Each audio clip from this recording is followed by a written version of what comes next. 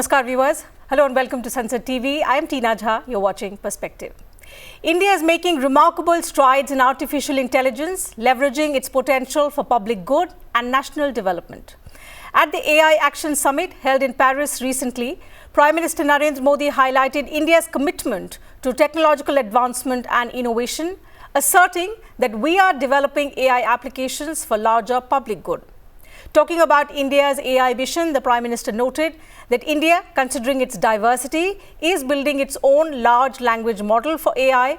He even underlined that India is ready to share its experience and expertise to ensure that the AI future is for good and for all.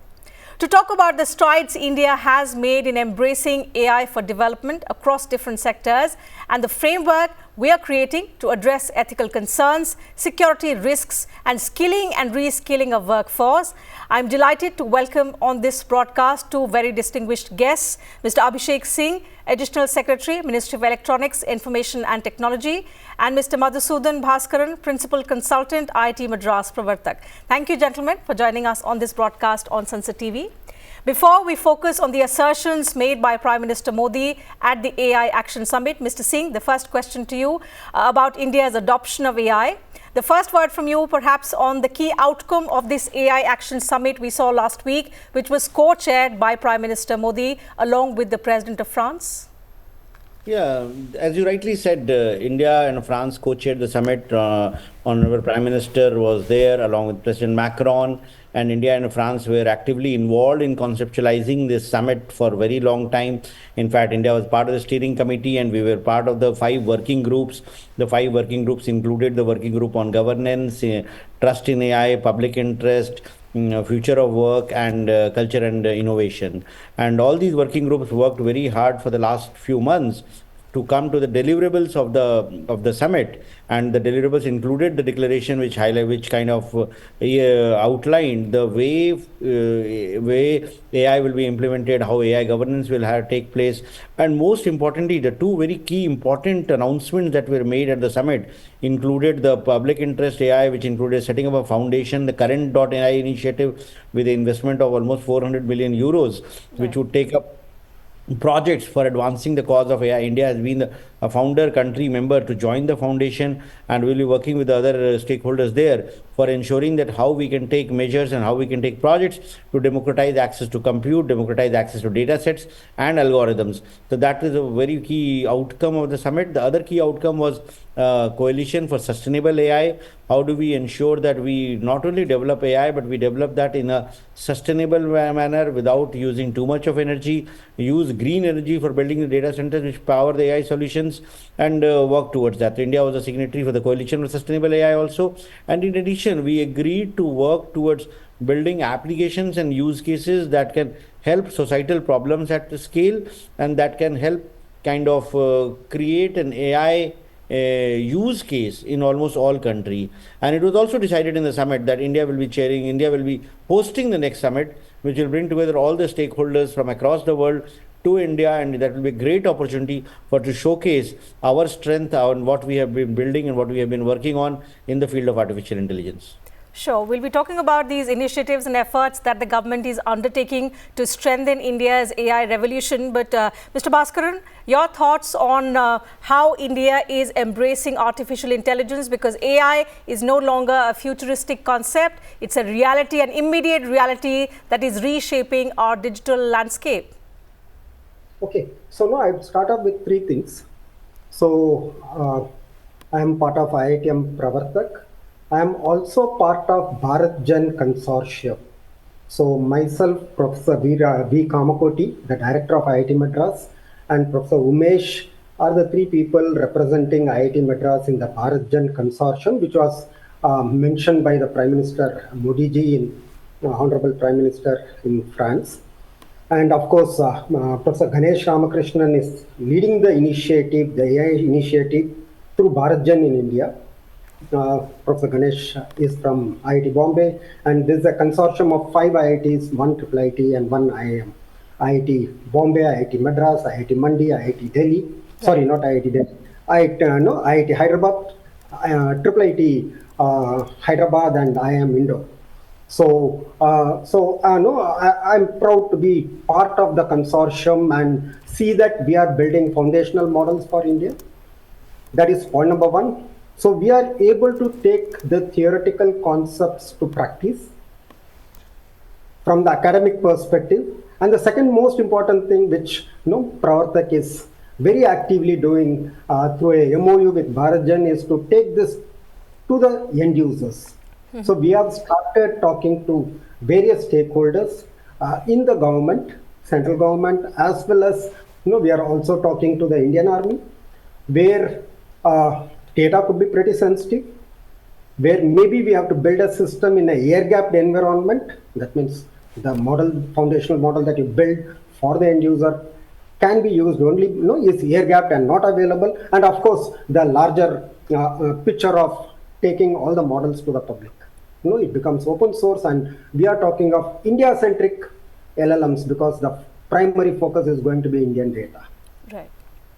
Sure. So we'll discuss all of these aspects in greater detail. But Mr. Singh, coming back to you and taking on from what the Prime Minister asserted at the AI Action Summit about India's adoption of artificial intelligence, he spoke about some of the highlights and some critical areas in which India has not just embraced AI but also become a dominant force.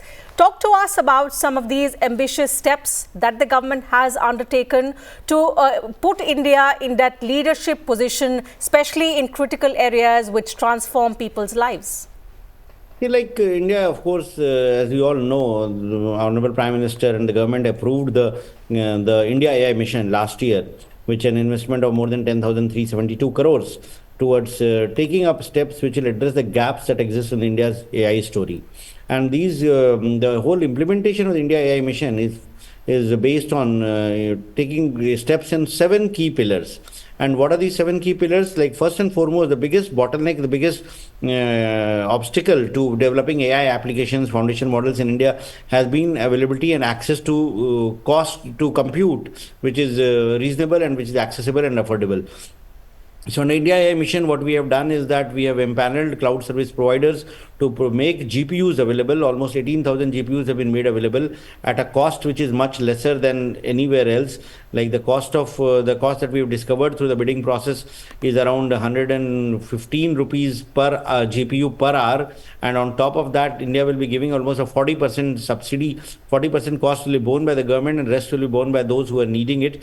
So getting GPU access at less than $1 an hour, when the market prices, when others are getting it $2.5 to $3 an hour, is a big step which will ensure GPU available for all our researchers, entrepreneurs, startups, academicians who are working on AI models and AI applications. The other key initiative that we have taken up is building an India datasets platform, because we know that along with compute, what you need is to ensure datasets are available in various domains. So for that, the India AI Mission India datasets platform is being built, which will ensure availability of AI ready data, which can be used by all entrepreneurs and startups and academicians to train their models or to build their applications on top of it. Then the third key initiative in India AI mission is, of course, about building a foundation model, for which we publish a call for proposals on the 30th of this month, under which we wanted those who can make a foundation model to kind of submit proposals for that. Happy to say that on the last date of 15th, which was 15th yesterday, we got almost 67 proposals from various companies and various academicians and startups for building a foundation model. Already we have heard about initiatives of BharatJan that Professor Ganesh Ramakrishnan and a consortium of academicians are taking up under the National Mission for Cyber Physical Systems. And there are several other steps in the private sector that we keep on hearing about, Krutrim and about Sarvam and about Core and multiple other initiatives, Hanuman, which are being built for foundation models. But I'm sure with this initiative of the government, we will be able to at least incubate a few foundation models that will be trained on Indian data sets. Then the other key initiative, the fourth key initiative under the India AI mission, is about application development, which is one of the most critical part of it, because many people do believe that India will be the use case capital for AI applications. And under this, what we did, what India AI mission did, was it published 14 problem statements across 5 themes. The themes included agriculture, healthcare, climate change, governance, and learning disabilities. And we have got more than 900 applications under these 5 themes, which are currently being evaluated, which is almost complete, and we have identified almost 30 solutions that will be scaled up across these 5 themes. Then there is another pillar under India AI mission, the fifth pillar, that is of building a providing support for skilling. We all know that India is very strong when it comes to skills, Right. but in order to ensure that we continue to retain that, we are providing fellowships at all levels for undergrad students, for master students, and research students for working on AI projects. We are also building data labs across the country, training youths to become data scientists, data annotators, to ensure that we are able to leverage the jobs that we created in this economy.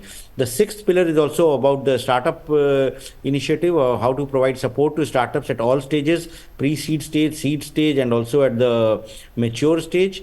And the last but not the least is about the safe and trusted pillar. How do we build in solutions which are responsible, which are ethical, which are safe, which are trustworthy? And towards this objective, we have taken a project with academic institutions. 8 projects are currently being implemented, and another call for proposals have been published on various themes like watermarking, like identifying deep fakes, doing machine learning. So several projects have been taken up for building safe and trusted AI. And other than these initiatives in India AI mission, Department of Higher Education has also set up 3 centers for excellence in various academic institutions, like in agriculture at IIT Ropar, in healthcare at AIIMS Delhi and IIT Delhi, and in smart mobility at IIT Kanpur. And in this year's budget, another center for excellence in education has been announced, which will be set up in one of the academic institutions. So overall, between Ministry of Electronics and IT, Ministry of Higher Education, the academic institutions, the IITs, a lot is being done by the government to incubate the AI ecosystem, and we hope that we will be able to not only build foundational models, but we will be able to build applications that will help solve societal problems at scale, and we will be able to provide these solutions not only for India but for the whole global community. Right, and that is something that the Prime Minister did speak about, that as India has become the voice of the global south, this is the benefit, the technological advancement benefits that we will not only, which will not just be restricted to the Indians, but we will share our experience and expertise with the countries in the global south as well. How we aim to do that is something that we will delve into a little later in the program. But Mr. Baskaran, on the aspect of the highly skilled talent pool, something that Mr. Singh spoke about, we've heard from him how multiple initiatives are being undertaken on part of the government to strengthen the different pillars of the India AI mission. But when it comes to the talent pool, the robust technological infrastructure and cost-effective operational environment, how do you see us effectively combining all these to give India a competitive edge? No, I see that the talent pool that we have will be the best. I think the biggest gap that we saw till now was, leveraging models that were not from India. That means we were leveraging on models that are pretty popular abroad. But this initiative by the government to build foundational models in India is going to give a major boost, not only for not only for professionals who are in the engineering field, it is also for people who look at alternative jobs like annotators, or look at prompt engineering, where domain knowledge becomes extremely important. And we also ensure that the cultural context of India is into the system. So I see a huge potential, and I feel that India will be the place where you get most of the talents 5 years from now, whether it is engineering, whether it is building solutions. So what software was in 1990s, India will become the AI capital for the world. You're right. What's worked, Mr. Baskaran, in India's favor? We heard the Prime Minister draw a comparison with the digital public infrastructure and India's, hugely popular UPI success story. The similarity to the AI story is that we will have to work towards solutions which cater to the local problems. And how do you see collaborations happening in this regard, which with AI solutions tailored to India's unique challenges? I'll give you a simple example. India is extremely diverse, be it language. So the moment we talk about language, we are immediately talking of speech to text conversion, and maybe speech to speech translation. Now this becomes a very big, huge use case. Now look from the perspective of speech itself. In India, the accent within a state changes from location to location. That means When I'm talking about speech, it is geographically different within the same state. And these are the nuances which we have been able to capture. And this is the value addition that we are able to get in. And we have been able to show that some of our speech models are way better than the best models in the market that were currently in the market, because we were able to address the nuances of the speech, the accent from geographically different locations. And that's just a clear example. And of course, we'll start seeing AI in almost all the problems that most of the problems which are India centric, and I see various solutions, be it in the healthcare. Right? We are talking about remote diagnostics. This is going to be one step higher. When we talk about AI-enabled services, it could be the legal system. You have some bottlenecks at certain places where I feel AI will definitely be able to solve this. So you take up any cases like agriculture, the same. It becomes more India-centric. The data is more from India, and the solutions are more from India-centric, and it also has the it also has a cultural background which is extremely critical, which gives you that human-centricness. Right. Mr. Singh, so while we will, need an approach, in fact, we are working towards this approach where we need local solutions to local problems. The fact of the matter is that we will also need access to the best technology available in the global markets. So in that sense, what is the kind of collaboration that India is having with the best companies in the world? At the AI Action Summit, we also saw top CEOs of these AI companies in attendance, and the Prime Minister also got the opportunity to have a word with them. So what is the kind of arrangement or collaboration that we see with these big global companies? Technologically, if you see, the one thing that is essential and that we don't have and that we need is compute. And compute also, if you look at AI compute, almost 80 to 90% of the AI compute presently is with one company. NVIDIA makes the chips, and there is a whole craze that everybody who is building foundation models is looking for NVIDIA's H100s, H200s, and the B200s, which are yet to come. So we do have a good relationship with NVIDIA. They have been offering their compute to us. The Jensen Huang, when he had come last year to India, he had met Honorable Prime Minister. Last September also he was there, and he announced in the meeting that was held in Bombay, he announced setting up a partnership with one of Indian companies, Jio, for setting up 1 gigawatt data center. There are companies like Yota, E2E, which have invested into NVIDIA chips and making NVIDIA chips available in India. We do have, as I mentioned, as part of the RFP that we floated in Parliament, we do have ability of around 18,000 GPUs. But in the days to come, we will need more. That's why the RFP process also kind of has a continuous empowerment process. And we have commitment from them that India will be prioritized, because they do have a development center in India, and they look at the work that Indian engineers do also contributes to their CUDA software. And so the partnership will be there and for these solutions. With regard to other companies also, in fact, they have been coming to India. The OpenAI CEO was in India a few weeks back. And many of these CEOs did meet Honorable Prime Minister either when they come to India or on other occasions when Honorable Prime Minister travels. And we do feel that the whole world looks at India as one of the places where a lot of innovation and a lot of applications will come from. And it's in everybody's interest that India is provided with the best of the technology, so that the continuous technology improvement takes place. In fact, if you look at any AI company globally, their top minds, amongst the top minds, there will be majority of Indians.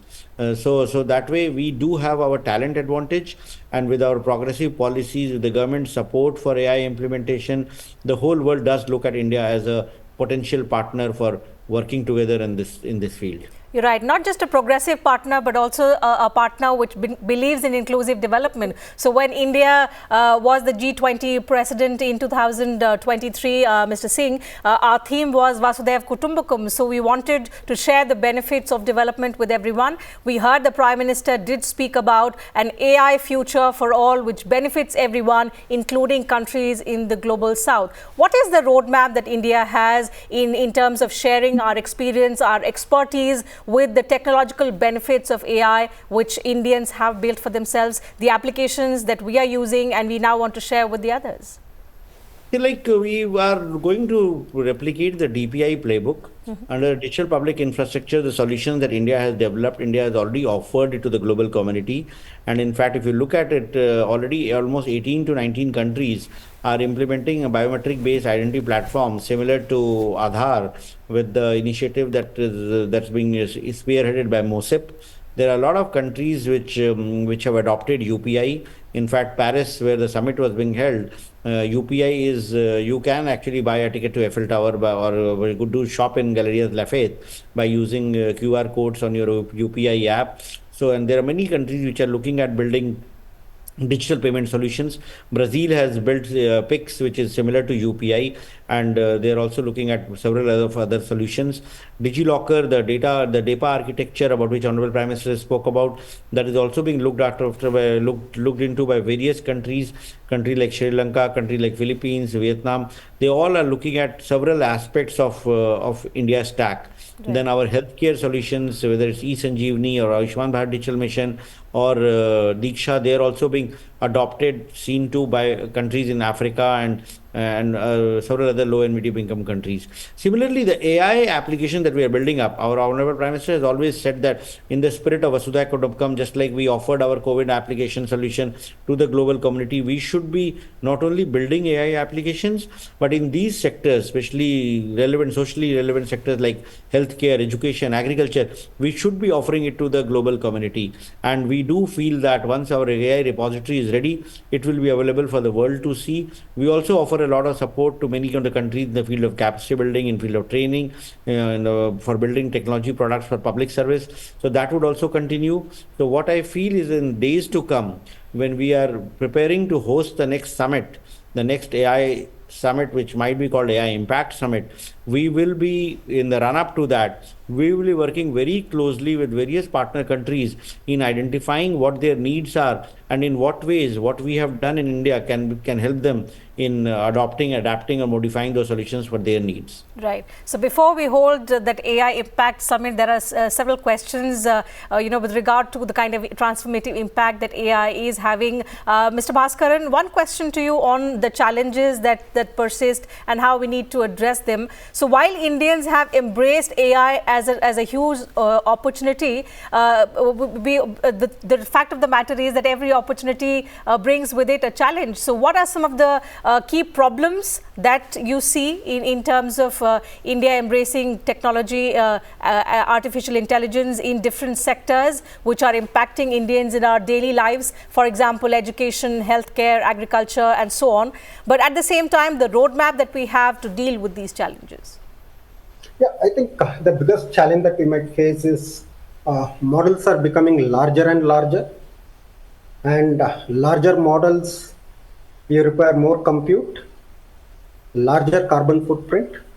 So this could be one challenge if you want to take it to every Indian, because at the end of the day, you talk with respect to inferencing and what is the cost of each token. And if you use a large language model, let us say it is going to cost me, say, 20 cents for inferencing, or then no, this becomes unaffordable. This is just not affordable for Indians. And this is where we have to also look from domain-specific language models. I keep stating that, I don't want a health LLM built for healthcare or for the legal domain to write love letters. I don't want that. So we have to start embracing techniques, maybe models which are smaller, where the cost of inferencing comes down. So 20 cents is something which is not affordable. I am just giving 20 cents as a vague number. Right. But you get the price to 2 cents, 1/10 of it, or to 4 cents. Then you will see the wider population adopting AI. I'm pretty sure at least 1 billion people will adopt in the next 4 or 5 years. The cost becomes the most critical factor, and that is where the inferencing plays a critical role. I need to ensure more tokens are generated per second. Okay, one last question, Mr. Singh. One concern that the Prime Minister put to rest was humans being replaced by this technology, when he asserted that technology is only going to enable human output and not replace them. But some of the concerns relating to security, the ethical use of AI is something that we need to address. What is our approach when we talk about building tools which are ethical, which are safe to use, and which have an environment-friendly approach as well? See, this is a very, very pertinent question, and our Honorable Prime Minister also highlighted this. In fact, he also said that while we all are talking about AI advances, driverless cars, healthcare, everything, but he gave an example, cited an experiment that if you ask any of the models to draw the image of a person writing with the left hand, it fails. So there are areas in which foundation models are not yet perfect, and though they are able to do some jobs, maybe equivalent to or better than what humans can do, but they cannot do all jobs and they cannot replace humans. And the other point is that like with the advancement towards AGI on artificial superintelligence, as the work is going on, the global community will need to come around and have guidelines and guardrails with regard to what all AI should do and what all AI should not do. Absolutely. And for that also, there are conversations that are happening at various levels, at the UN level, at national levels. India has already published its draft guidelines for AI governance, which is the document is under public consultation right now. And what our Honorable Prime Minister directly said is that we will have to ensure that the supervision of humans for the development of AI-based applications must be there. We have to ensure that AI is used for the good, AI is used for the benefit of all, and any adverse effect of AI, especially in the field of deep fakes or misinformation, or using AI for building tools or solutions which can cause damage to humanity, that should be restrained and that should be limited, and there should be measures and frameworks and tools to check that. And for that, the global community needs to work together, and that would be the kind of the agenda, some of the agenda items that we'll be taking up in the summit that we'll be hosting it in the due course. Hopefully, by the time India hosts that summit, there will be greater convergence of efforts as far as a global community is concerned in terms of how we deal with some of these challenges. But for now, we'll have to wrap up the program. Thank you once again to both my guests for joining me on this edition of Perspective, sharing your thoughts with us and our viewers. And to you viewers, thank you very much for your time as well.